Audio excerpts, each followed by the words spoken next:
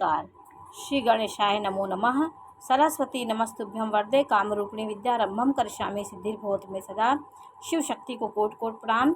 मेरे श्रोतागण, मैं आज आपको पितृदोष के बारे में जानकारी दूंगी और आपके जीवन में जो ये परेशानियाँ, ये जो नाना प्रकार के संघर्ष आते हैं, अपमान झेलना पड़ता है, किन ग्रहों के कारण हमारे जीवन में ऐसा होता है, इस बारे में मैं आपको जानकारी दे रही हूँ। पहले मैं आपको पितृदोष के बारे में जानकारी दे रही हूँ कि आपका चंद्रमा राहु के साथ हो, आपका गुरु राहु के साथ हो, आपके 6, 8, 12 में चंद्रमा बैठा हो, राहु केतु के साथ चंद्रमा का गोचर हो रहा हो, वहाँ पे आपकी जन्म कुंडली में राहु के साथ चंद्रमा हो, तो आपको पितृदोष होता है। तो पितृदोष के क्या लक्षण होते हैं? पितृदोष के लक्षण यही होते हैं कि आपके जीवन में नाना प्रकार के संघर्ष आते हैं, कोई कार्य आपके नहीं बनते, आपके यहाँ संतान हानि हो रही है, कोई शुभ कार्य करने में नाना प्रकार की परेशानियाँ आती हैं, शुभ कार्य हो ही नहीं पाते आपके यहाँ, कोई कार्य होते होते आपके रुक जाते हैं, तो ये पितृदोष के लक्षण हो सकते हैं। पितृदोष के लक्षण होने से आपके घर में सीलन, दरारें होंगी और आपके यहाँ तुलसी के पेड़ सूख जाएंगे, कोई आप पेड़ लगाना चाहेंगे तो पेड़ आपके सूख जाएंगे। तो पितृदोष होने से आपके यहाँ कोई मांगलिक कार्य भी नहीं होता है और जीवन में कोई कार्य एकदम आते आते रुक जाता है। तो पितरों की नाखुशी से, पितरों के नाराज़गी से हमारे जीवन में इस प्रकार के उत्पात आते हैं। आपको क्या करना चाहिए? आप प्रतिदिन अपनी पहली रोटी जो आप बनाते हैं उसको घी लगाइए, उसके ऊपर एक गुड़ रखिए, उसको गाय को खिलाइए। नित्य प्रति आपको लगातार इसको 1.25 महीने करना है, इसके बाद भी आपको इसको करते रहना है। और आप कुत्ते को आखिरी रोटी जो आपकी हो उसमें सरसों का तेल लगा लीजिए, उसमें तेल लगा करके आप कुत्ते को खिलाइए। कोई भी कुत्ता हो तो आपके पितृदोष को कुत्ता शांत करता है, क्योंकि जब हम श्राद्ध करते हैं तो कुत्ता के लिए भोजन निकालते हैं, चींटियों के लिए, कौवा के लिए, गाय के लिए और चौराहे पे रखते हैं। तो ये क्यों रखते हैं? क्योंकि इन जीवों में हमारे पितरों का वास होता है। तो किस रूप में हमारे पितर हमारे घर में आ जाएं, किस रूप में हमारे भोजन को ग्रहण कर लें, कहाँ से हमें आशीर्वाद दे दें, इसका ध्यान देना चाहिए। पितृदोष के लिए आपको है तो आप 10 बजे से लेकर के आप 10 बजे से लेकर 12 बजे के बीच में आप पीपल के वृक्ष में आपको जल चढ़ाना है।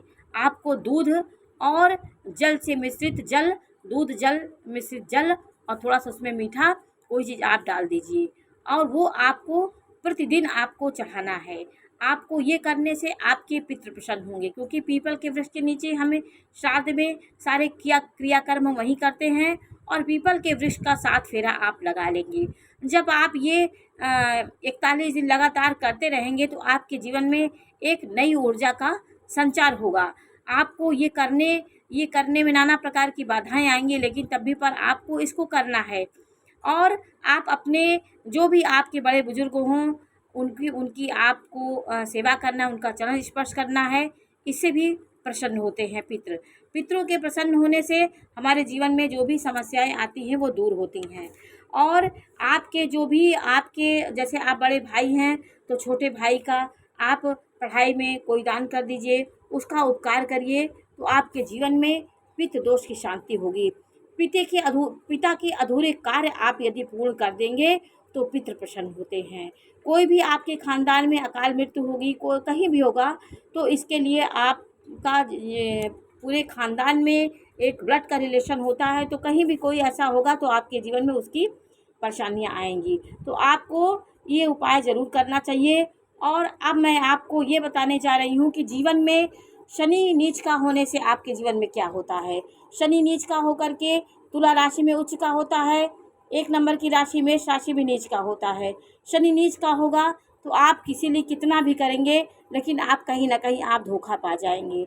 आप अपने जीवन में कोई कार्य करने से पहले आपको आप सबके लिए अच्छा करेंगे, लेकिन आपका कोई कार्य होगा तो संघर्ष और आपको अपमानित होकर के कोई कार्य आपका कोई सफल कार्य हो पाता है।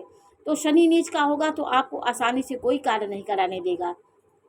शनि उच्च का होगा, तुला राशि में होगा तो आपको राजा की जैसी ज़िंदगी देगा। तो शनि आपको राजा भी बना देगा और आपकी नाना परेशानियाँ भी आपको शनि देगा।